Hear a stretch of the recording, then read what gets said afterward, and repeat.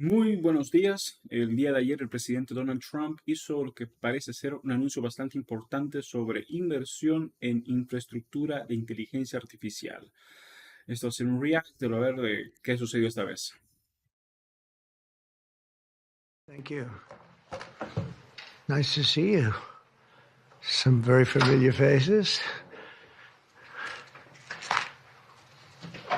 Well, thank you very much, and it's an honor to be here today. We have first full day as president. We're back, and we had a great first term, but we're going to have Para los que an even necesiten. better second term, and I think we're going to do things that people would be shocked at. We're starting off with tremendous investment coming into our country at levels that nobody's really ever seen before, and they're very happy with the fact that I won the race and that they feel confident in their investments, and it's big money and high quality people.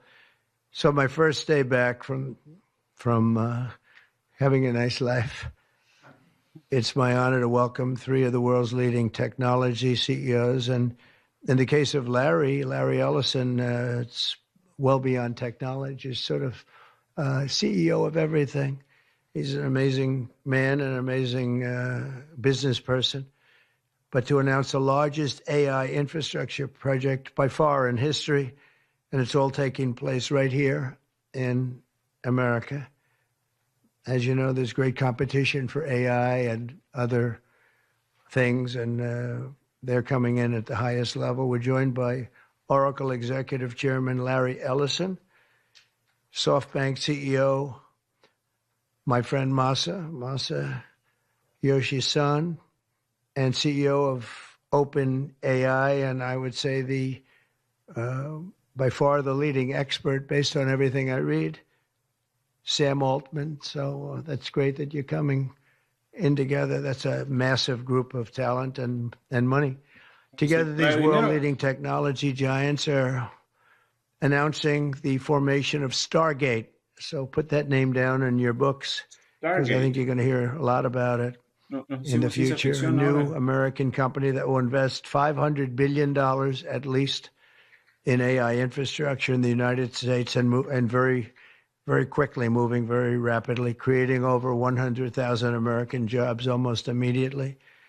This monumental undertaking is a resounding declaration of confidence in America's potential under a new president. Let me be a new president. I didn't say it, they did. So I appreciate that, fellas. But it'll ensure the future of technology. What we want to do is we want to keep it in this country. China is a competitor and others are competitors. We want it to be in this country, and we're making it available.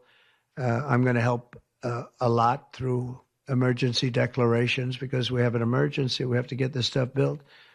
So they have to produce a lot of electricity, and we'll make it possible for them to get that production done very easily at their own plants if they want. Where they'll build at the plant, the AI plant, they'll build energy generation, and that will be incredible. But it's technology and artificial intelligence, all made in the USA. Begin immediately. Stargate will... Un dato interesante sobre inteligencia artificial es que durante los últimos años hubo una inversión masiva, que todo el mundo le apostó a la IA, pero varios expertos del tema llegaron a decir que más o menos el punto hasta donde podría avanzar ya se había alcanzado, ya no había más datos con el cual alimentar a la IA para que evolucionen más. Así que no sé qué tan buenos en una inversión de esta magnitud ahora en este mercado. Porque me acuerdo que Elon Musk dijo eso exactamente, que medio que se había estancado porque toda la base de datos que se le podría dar para que aprendiera la IA algo nuevo, ya se lo había dado. Be building the physical and virtual infrastructure to power the next generation of advancements in AI, and this will include the construction of colossal data centers, very, very massive structures. I was in the real estate business. These buildings, these are big, beautiful buildings. Are going to employ a lot of people. and physical Eso al menos es bueno. campuses and locations currently being scouted nationwide. They're making their choices of locations. I think they have their choice. I'd like to ask Larry, Sam, and Masa to say a few words and just talk about a little bit about what they're doing, and if you have any questions, and then we'll go into a couple of other subjects also. But this is, to me, a very big thing. $500 billion Stargate project. I think it's going to be something that's very special. It'll lead to something that could be the biggest of all. So, Larry, maybe we'll start with you, and we'll go down the line. Thank you. Larry Altman. El gran jefe. No. Thank you, Mr. President. We certainly couldn't do this without you. It would simply be impossible. AI holds incredible promise for all of us, for every American. We've actually been working with OpenAI for a while and with Masa for a while. The data centers are actually under construction. The first of them are under construction in Texas. Each building's 500,000 square feet. There are 10 buildings currently being built, but that will expand to 20 and other locations beyond the Abilene location, which is our first location.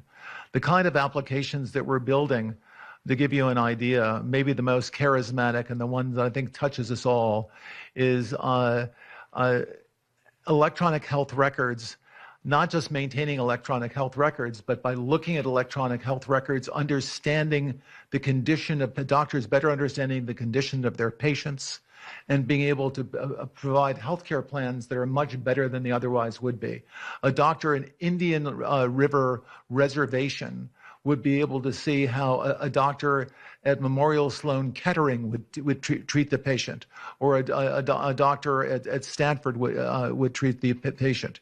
We actually provide all of that information, all of that guidance to the doctors who are treating cancer patients or patients with any other kind of disease, made possible by AI.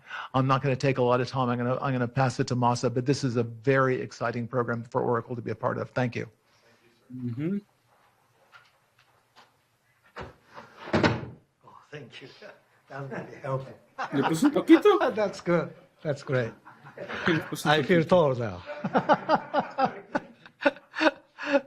Thank you. Well, Mr. President, last month I came to celebrate your winning and promised that we will invest $100 billion. And you told me, oh, Masa, go for 200. Yeah. Now I came back with 500.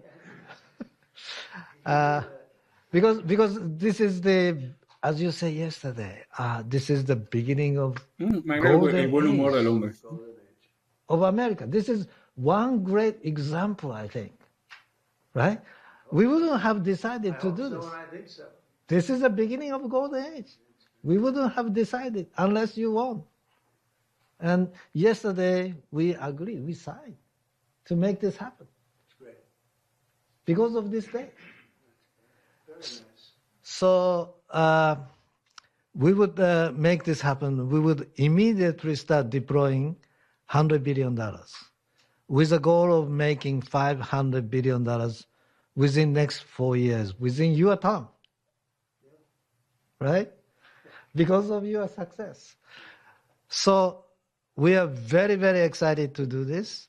And our partner is, of course, SoftBank, OpenAI, Oracle, and additionally investing partner with MGX. On top of that, we have the technology partner, NVIDIA, and of course, Microsoft has been very, very supportive to Sam and continue to support all our success. This is not just for business. As Larry said, this will help people's life. This will help solving many, many issues, difficult things that otherwise we could not have solved with the power of AI. I think AGI is coming very, very soon. And then after that, that's not the goal. After that, artificial super intelligence will come to solve the issues that mankind would never, ever have thought that we could solve. Well, this is the beginning of our golden age. Thank you very much. Thank you very much. Fantastic. Sam Altman. I don't have too much to add, but I did want to say I'm thrilled we get to do this in the United States of America. I think this will be the most important project of this era. And as Masa said, for AGI to get built here, to create hundreds of thousands of jobs, to create a new industry centered here, we wouldn't be able to do this without you, Mr. President. And I'm thrilled that we get to. I think it'll be an exciting project. I think we'll be able to do all of the wonderful things that these guys talked about. But the fact that we get to do this in the United States is, I think, wonderful. So thank you very much. Could you just say one word?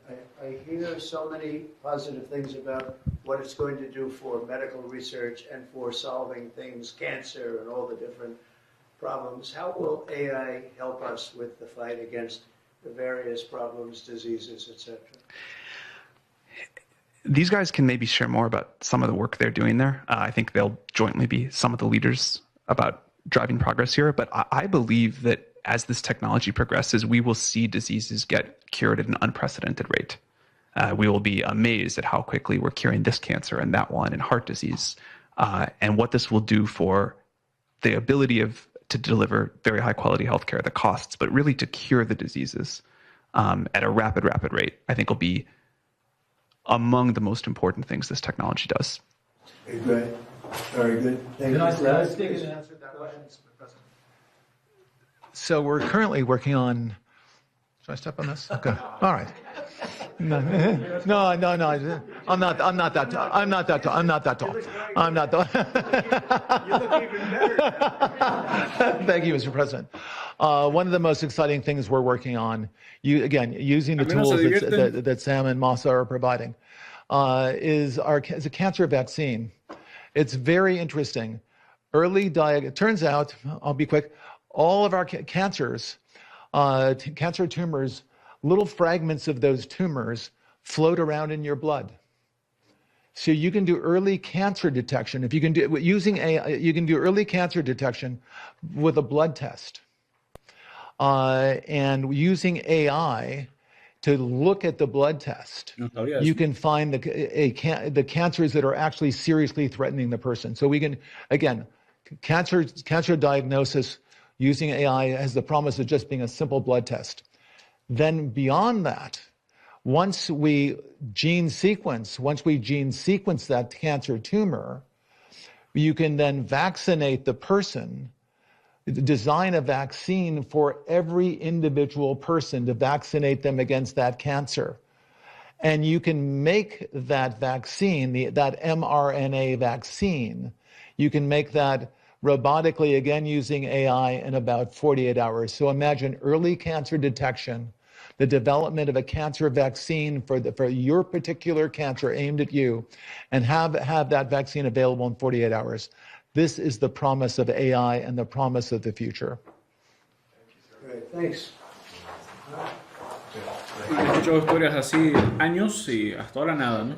A ver si. Yeah, just 1 second, and we'll finish up. But these are highly respected guys. I was shocked with Larry because I don't even think Larry does this stuff. You did a very good job for a guy that doesn't do it much, right? But he's so respected, and the group, and it's really an honor. But for Larry to be here and do this is very unusual because he doesn't do this stuff. He doesn't need it. He does, and you don't need it, do you? Huh? You don't need it. But I think it's an honor to the country. It's a great honor that this group, these are the top people, that they're going to do it, and they're going to do it here, and we're going to make it as easy as it can be. A $500 million Stargate project comes in addition to a separate pledge between $100 and $200 billion from, as we know, from Masa, that we talked about before. Also $20 billion from DMAC, which was great. And we have many others that are coming. Some I just say, just announce it. It's easier, but with some, I know them, and they're so highly respected, I'd rather do it this way. Many would like to do it this way, but we're letting the world know what's happening. This is money that normally would have gone to China or other countries, but in particular China. In total, before the end of my first full business day in Washington, in the White House, We've already secured nearly $3 trillion of new investments in the United States, and probably that's going to be 6 or 7 by the end of the week. Tremendous amounts of money are coming in for many things other than even AI. AI seems to be very hot. It seems to be the thing that a lot of smart people are looking at very strongly. And Fuerte en el our momento. country will be prospering like never before. I think that's true, and it's going to be the golden age of America. As I say, yesterday we had the most ambitious, action-oriented day of any administration in history. No, there's never been a first day like yesterday, as you know. I signed a sweeping slate of executive orders to stop the invasion of our borders. Muchas I órdenes launched a ejecutivas que se firmaron. government-wide effort to defeat inflation and bring down the cost of daily life and bring down the cost of energy, magnificently bring it down. Salía el acuerdo climático And de when París, energy comes down, salía de la Larry, I'd say OMS generally también, speaking, when energy comes down, everything else comes fin down. The del prices of food and the prices of ciudadanía por everything else come nacimiento. down. Energy is that's the Creo que big uno de los más baby. impactantes. And we declared a national energy emergency to drill, baby, drill, our term that we use. We're going to drill, baby, drill like never Drill, baby, before. drill. We ended Ustedes solo me destructive escuchando eso en los DEI últimos 2 mandates días. across the federal government and returned our country to a merit-based system and a common sense system. As you know, the Supreme Court gave us a decision on merit, where things in this country can be based on merit now instead of a lot of different rules, regulations, and No, things pero el that mérito really me parece put bien, our la country verdad. at a big disadvantage. We permanently Creo stopped que government censorship and restored tiene más sentido contratar a una persona por sus cualidades, sus habilidades, que simplemente por cubrir cuotas raciales o de inclusión. La inclusión es importante, es buena, sí, lo es, pero creo que nada es más importante que el mérito real. Yo creo que toda área debería enfocarse en tener la mejor persona respectiva para ese puesto. free speech that was signed yesterday. We were renamed the Gulf of Mexico, the Gulf América, of America. Sounds so beautiful, the Gulf of America, and returned the name of a great president, William McKinley, to Mount McKinley. They took off the name, and he was actually a great president. He was a very, very successful businessman. He ran for governor of Ohio. He won and did a great job as governor, ran for president, and he won. He was assassinated, ultimately, in his second term, unfortunately. But he was the tariff king, and I don't think he was as bad as I am. I think I believe in him even more than him, but he believed in him very strongly. And he raised massive amounts of money. Our country was at its richest from 1870 to 1913. We had the most. That was when we were the richest, relatively speaking. We were the richest during that period of time. That was tariffs from other countries. And our administration's moving with unprecedented urgency and speed to confront every single crisis facing us, and we'll get the job done. And again, I want to thank Sam and Masa and Larry for being here. It's an honor to have them. And we'll take a few questions if you want. About some of the executive orders, you would agree that it's never acceptable to assault a police officer, Sure. right?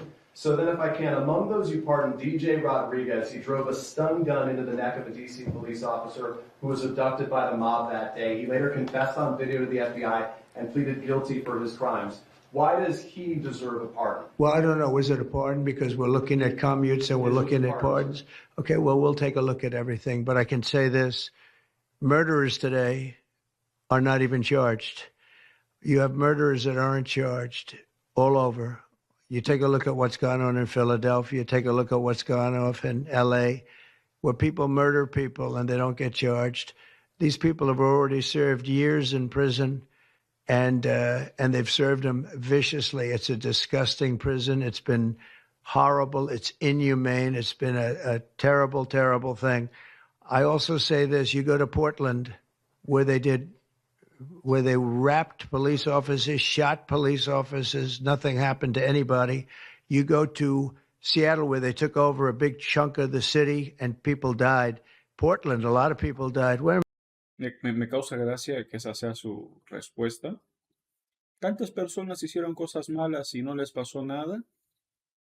Esa no es la forma correcta de ver las cosas, en mi opinión. O sea, si hicieron algo malo y nos está bien que hagamos esto mal y liberemos a una persona que agredió a un oficial, solo porque hay personas que han cometido cosas peores y no les pasó nada.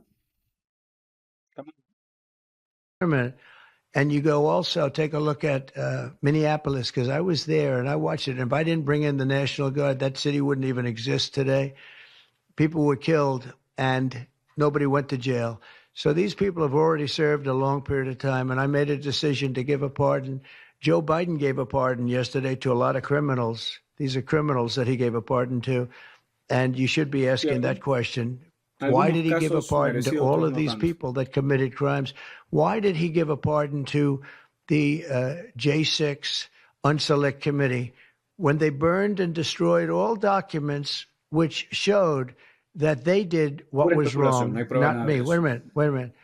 Why did they give a pardon to all of his relatives, his brother who made millions of dollars, to all these different people? He gave pardons.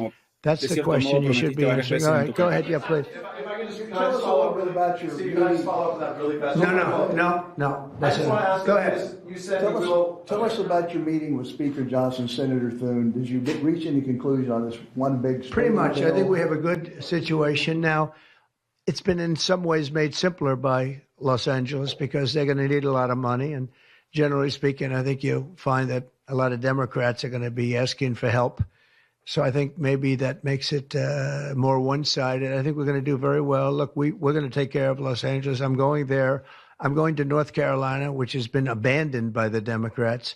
And I'm going to North Carolina, very importantly, first. I'll be there on Friday. And then I'm going from there to Los Angeles. And then I'm going to Nevada. And I'm really going to Nevada to thank them for the vote because we won Nevada overwhelmingly. And that's usually a Democrat vote, and I just want to go there to thank the people of Nevada for the big vote. So we'll be making that. Yeah, please. The leaders of the Proud Boys and the Oath Keepers were free following their pardons yesterday. At the time back in 2021, you urged them to stand by. Is there now a place for them in the political conversation? Well, we have to see. They've been given a pardon. I thought their sentences were ridiculous and excessive.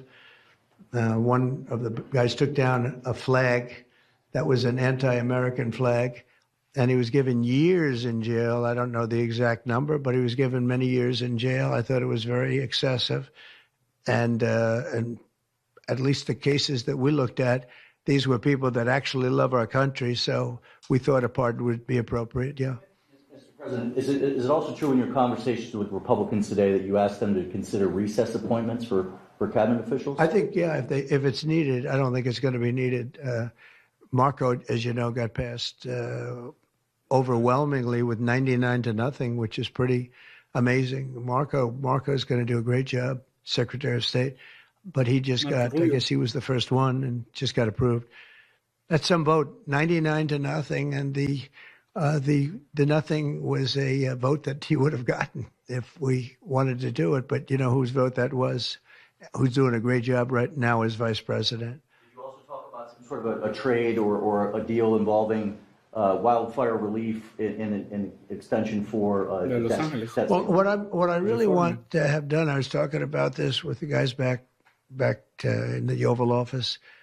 Los Angeles has massive amounts of water available to it. All they have to do is turn the valve, and that's the valve coming back from and down from the Pacific Northwest, where millions of gallons of water a week and a day, even in many cases, pours into California, goes all through California down to Los Angeles, and they turned it off. It's off now. The valve goes, it turns toward the Pacific Ocean, and all that water goes pouring into the Pacific Ocean. If they did what I told them to do, they wouldn't do it because politically they didn't think it was good. I think it's great politically. I think they're dead politically. What they've done, they've destroyed the city. What they've done to that city is unbelievable. The sprinklers, their sprinklers in there like these right here that you see, none of them had any water in them. They didn't have any water. The fire hydrants, 40% of them had no water. The brush was just dry. Everything was dry. The sprinklers on the lawn weren't allowed to even be used. So, you know, everything was dry, and it was an inferno. They created an inferno. So we're demanding that they turn the valve back toward Los Angeles right now. It's not even believable that they haven't done it. Just so you know, they have a valve, and it turns like, think of a sink, but multiply it times many thousands of times the size of it. It's massive.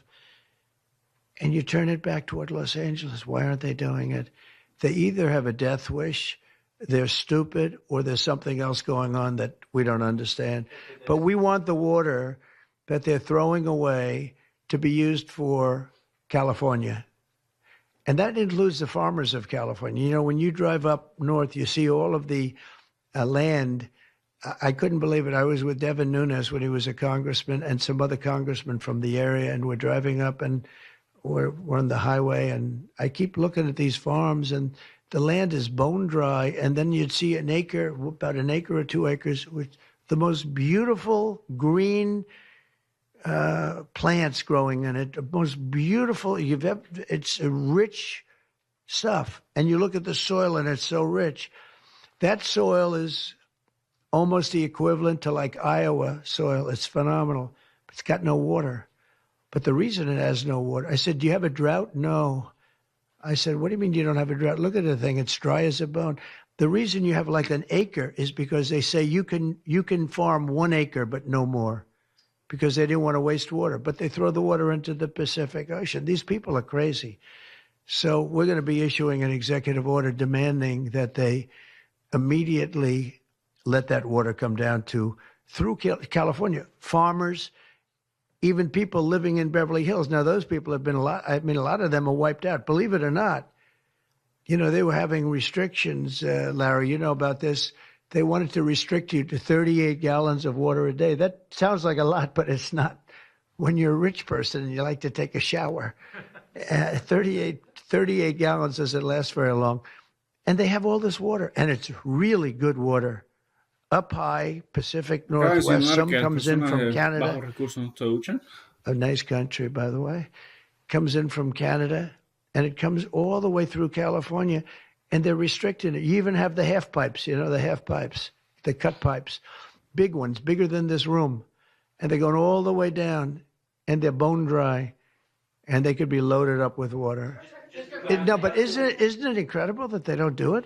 And it's to protect the Delta smelt. It's a fish that's doing poorly anyway. But I said, how are you protecting the Delta smelt by not giving it water? It's a fish. It needs water. Nobody can answer that question. President Trump, Mr. President. Well, let me do this first. Are you open to Elon buying TikTok? Say it? Are you open to Elon buying TikTok? I would be if he wanted to buy it, yeah. And on your inauguration, I'd like Larry to buy it too. I have the right to Elon make a Musk deal. está como So Thanos the de deal I'm Marvel thinking about, coleccionando Larry, las let's piedras del negotiate in front of infinito. the media. The deal, I think, is SpaceX, this. Tesla, And I've met with owners of TikTok, Twitter, the big owners. TikTok. It's worthless if it doesn't get a permit. It's not like, oh, you can take the U.S. The whole thing is worthless. With a permit, it's worth like $1 trillion.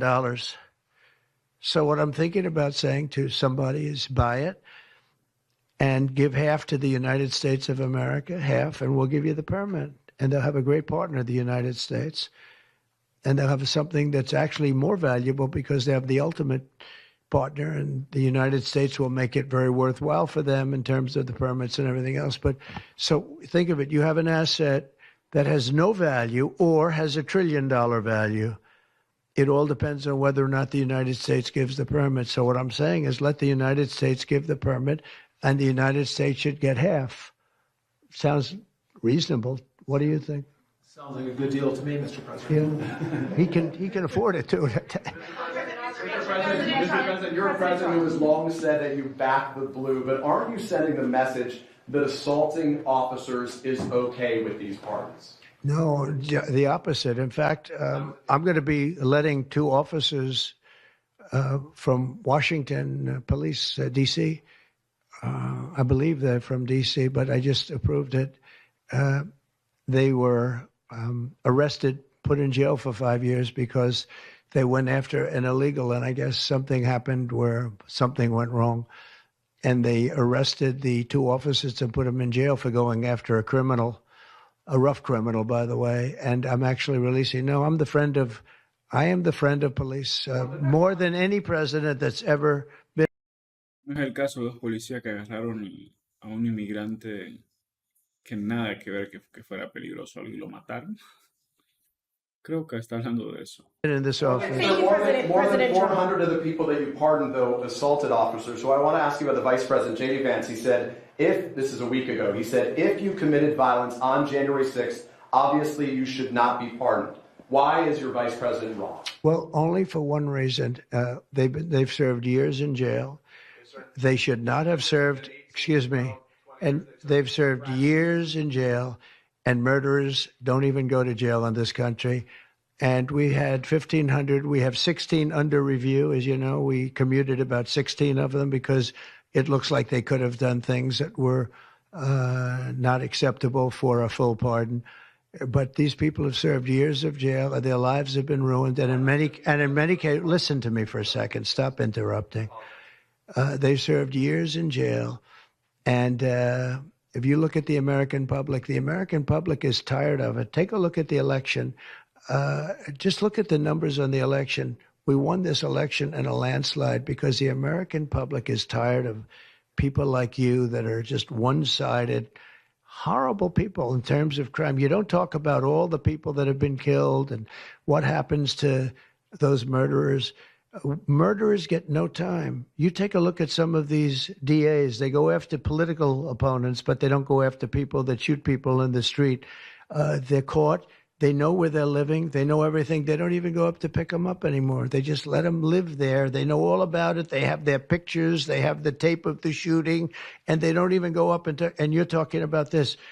No, we pardoned people that were treated unbelievably poorly. In the history of our country, there's never been anything take place like this. They're still looking for them, but they're not looking for the murderers, the people that are killing everybody. We are, though, and we're getting them out of the country. We just started that. We're getting them out of the country, and they're going to be gotten out of the country fast. They came in illegally from jails and from prisons. They killed many people. Some of them killed many people. About 50% of them killed more than one person. They were released into our country. That's what we're focused on, not the kind of nonsense you're talking about. You've called for a ceasefire in Ukraine. If Vladimir Putin doesn't come to the table to negotiate with you, will you put additional sanctions on Russia? Sounds likely. And do you think that the war should be frozen currently along the war should have never started. If you had a competent president, which you didn't, the war wouldn't have happened. The war in Ukraine would have never happened if I were president. But that couldn't happen because the election was rigged. Yeah, go ahead. Mr. President, there's been some debate within your orbit over whether or not to keep or eliminate H-1B visas. What's your position on that? Do you want to keep H-1Bs or do you want to get rid of them? I like both sides of the argument, but I also like very competent people coming into our country, even if that involves them training and helping other people that may not have the qualifications they do. But I don't want to stop. And I'm not just talking about engineers. I'm talking about people at all levels. We want competent people coming into our country. And HB1, I know the program very well. I use the program. Maitre d's, wine, experts, even waiters, high quality waiters. You got to get the best people. Now, then you go into people like Larry, and he needs engineers, and Massa needs, and this gentleman needs engineers like nobody's ever needed engineers, right? So we have to have the quality people coming in. Now, by doing that, we're expanding businesses, and that takes care of everybody. So I'm sort of on both sides of the argument, but what I really do feel is that we have to let really competent people, great people come into our country, and we do that through the H-1 program. Tariffs on Canada and Mexico in an effort to force negotiations sooner on USMCA. No, it's really not on USMCA. It has nothing to do with that. They've allowed, both of them, Canada very much so, they've allowed millions and millions of people to come into our country that shouldn't be here. They could have stopped them, and they didn't. And they've killed 300,000 people last year. My opinion, have been destroyed by drugs, by fentanyl. The fentanyl coming through Canada is massive. The fentanyl coming through Mexico is massive. And people are getting killed, and families are being destroyed. I mean, the son gets killed, and the family is a basket case for the rest of their lives. I mean, I've seen mothers that thought they'd heal. They never heal. They say it gets worse with time. It gets worse with time. They lose their boy. They lose their baby. They lose their young daughter. to fentanyl poisoning. And I had that talk with President Xi the other day, too, of China. I said, we don't want that crap in our country. We got to stop it. I would have stopped it. I had a deal with him where he was going to give the maximum penalty, which in China is the death penalty for drug dealing. And he was all said he was going to give the maximum penalty to fentanyl dealers. If they send to the United States, they were going to get the death penalty. And of course, Biden didn't pick that up. I had that deal all done. It was all wrapped up. Es un poco inútil ese argumento porque no lo envían directamente a Estados Unidos, lo envían a México, donde se procesa, donde se hace todo un trámite antes de llegar a Estados Unidos. Entonces es como lo mismo que nada. We were going to have it done. And then the election went, let's put it nicely, didn't go the proper way. I'm trying to be nice about it. It was rigged. And we had an incompetent president elected, and he never followed up on that deal. But he should have followed up, because if they got the death penalty, they wouldn't be sending fentanyl to Mexico, Canada, and other places. We're thinking about that, too. We're talking about a tariff of 10% on China based on the fact that they're sending fentanyl to Mexico and Canada. How soon on those tariffs? Probably February 1st is the date we're looking at. For Mexico and China, we're talking about approximately 25%. Update on the Gaza ceasefire, and are you planning to travel to the Middle East soon? We're thinking about going to the Middle East, not yet. We have a thing called the hostages are coming back going on right now, and they are coming back. Some of them have been very damaged. You look at the young lady with her hand practically blown off. You know how that happened, right? Did you know how that happened? When you find out, you're not going to be too happy because it was terrible. But the hostages are starting to come back. If I weren't here, they wouldn't be back ever. They would have never come back. They would have all died. If this were done a year earlier, if Biden would have done this deal a year and a half, 2 years ago, or frankly, it should have never happened. October 7th should have never happened. Nobody should be dead. But through weakness, they allowed it to happen, and then it was a disaster from them. But you go back just 6 months ago, many of these young people were living. Young people don't die like that. They're just dying. And young people aren't dying at 22 and 23 years old. They don't die. But now they're dying, and you wonder why they're dying. They're being killed, and they have been killed. But they say 6 months ago you would have had a... Sí, hay un problema serio con violencia y todo eso, pero ¿y las escuelas? Niños muchos menores andan muriendo todo el tiempo por problemas de armas en Estados Unidos y siempre están definiendo las armas solo por el apoyo financiero de la NRA. Curioso, ¿no? 11 more living hostages.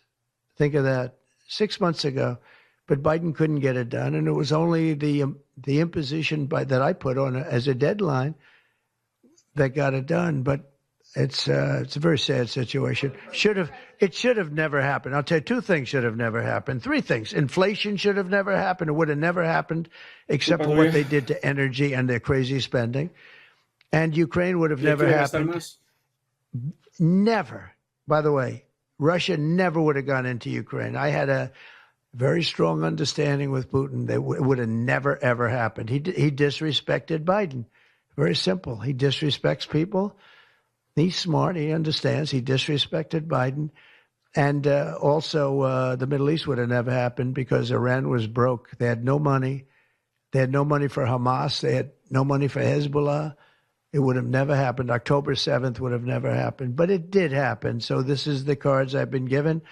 And we're getting the hostages back. That would have never happened under Biden. They would have never come back. They were just dying not that slowly. They were dying or being killed. But that was what was happening. And are you going to keep sending weapons to Ukraine, or are you going to turn off the tap soon? Well, we're looking at that. We're talking to Zelensky. We're going to be talking with President Putin very soon. And we'll see how it all happens. We're going to look at it very soon. One thing I do feel, the European Union should be paying a lot more than they're paying because under Biden, I mean, we're in there for $200 billion more. Now, it affects them more than it affects us. We have an ocean in between, right? Little thing called an ocean.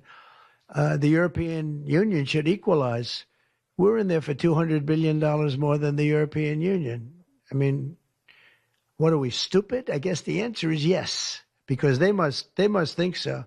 But the European Union takes advantage of us tremendously on trade, and they now take advantage of, and always have. If I didn't get involved years ago, my first term, one of the first things I noticed was that they're not paying enough. They're not paying. And a lot of those countries weren't even paying. The NATO countries, they weren't paying. Only 7 out of 28 were paying. We were one of them. And Poland was one. And they had a few of them that were paying, and some were paying very proudly. Usually the closer to the borderline of Russia they were, the faster they paid, okay? The ones that were further away tended not to pay so fast. And one thing on that, I think they should lift their number not to 2%, but to 5%. NATO should be at 5%, not at 2%. 2% is ridiculous, yeah. The U.S. President Xi, in your conversation about Ukraine, you asked him to get involved in helping settle that. Can you tell us about that? I did, yeah. I said, you ought to get it settled, because he's not done very much on that. He's got a lot of power, like we have a lot of power. I said, you ought to get it settled. We did discuss it, yeah. Do you intend to continue selling products that benefit yourself personally while you're president? Well, I don't know if it benefited. I don't know where it is. I don't know much about it other than I launched it. I heard it was very successful. I haven't checked it. Where is it today? You made a lot of money, sir. How much? Several $1 billion, it seems like, in the last several days. Several billion? That's peanuts for these guys. So you talked about the letter from President Biden. Can you give us some sense for Yeah, he wrote me a nice letter. I mean, I did open it last night. And I didn't know. Peter said, did you get the letter? I said, wait a minute, let's see the letter. It's sort of a tradition. You put it in the drawer, especially of the beautiful Resolute desk, right? And I opened the drawer, and there it was. It said to number 47. And it was a very nice letter. I mean, I could show it because I think it was a nice letter. Maybe I will. I think just basically it was a little bit of an inspirational type letter, you know. Enjoy it, do a good job. Important, very important, how important the job is. But I think it was a nice letter. I think I should let people see it because it was a positive for him in writing it. I appreciated the letter. President, were security concerns at all a factor when deciding to move your inauguration indoors? No, not at all. No, not at all. It was just cold. Look, if we would have, you know, I just went out to the helicopter, right, we said goodbye. That's a tradition. As long as before it used to be a stagecoach, and then helicopters came along. But that's been a tradition. You go out and you do that. And we stood there for 10 minutes, and I'll tell you what, people would not have been able to get through that day. That was cold. It was sort of interesting. Don't let the sun fool you. Tell me something. Sunny days can get very cold, can't they? Because that was so freezing yesterday. You couldn't have gotten through it. It would have been. And the answer is no, it wasn't security. With that being said, I thought the Capitol, the Rotunda, was beautiful. 72 degrees, unbelievable sound. You know, it's like being in an opera house. I could see people wanting to do it there rather than outside. Why did you remove John Bolton's security clearance, sir? Because I think there was enough time. It's we take a job. You take a job. You want to do a job. We're not going to have security on people for the rest of their lives. Why should we?